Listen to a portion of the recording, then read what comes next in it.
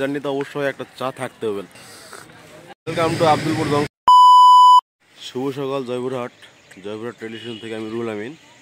তো আমাদের গন্তব্য জয়পুরহাট থেকে রাজশাহী। তো আমাদের গন্তব্য ট্রেন বন্দে এক্সপ্রেস।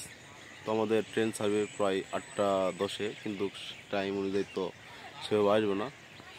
তো আজকে ট্রেন জার্নিটা খুব সুন্দর হবে বলে আশা করতেছি। তো আমরা এখন আছি আব্দুলপুর জংশনে। তো আমাদের ট্রেন প্রায় 20 মিনিটের মতো এখানে ক্রসিং করবে।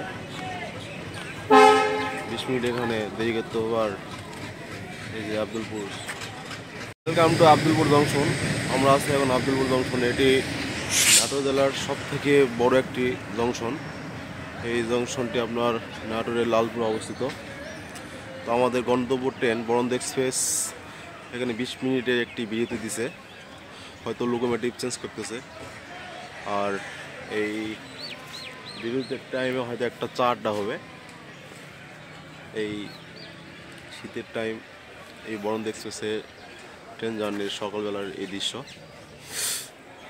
আপনারা চাইলে ট্রেন জার্নি উপভোগ করতে পারেন। ট্রেন জার্নিতে অবশ্যই একটা চা থাকতে হবে, তাছাড়া সেই জার্নি কখনো ভালো হবে না আমি মনে করি। আর চা খাইলে অবশ্যই জার্নিটা একটু হালকা হবে। তো আমাদের স্টেশন আব্দুলপুর জংশনে আছে এখন। আমরা রাজশাহী পৌঁছে গেলাম, রাজশাহী রেল স্টেশনে। তো ওয়েলকাম টু রাজশাহী সময় পেলে ঘুরবো। এবং আমার প্ল্যান আছে যে আমি চাঁপাইনবাবগঞ্জ ঘুরবো। তো যার কারণে যদি সময় পাই তাহলে রাজশাহী ঘুরবো, সময় পাইলে রাজশাহী ঘুরবো। Welcome to Rajshahi.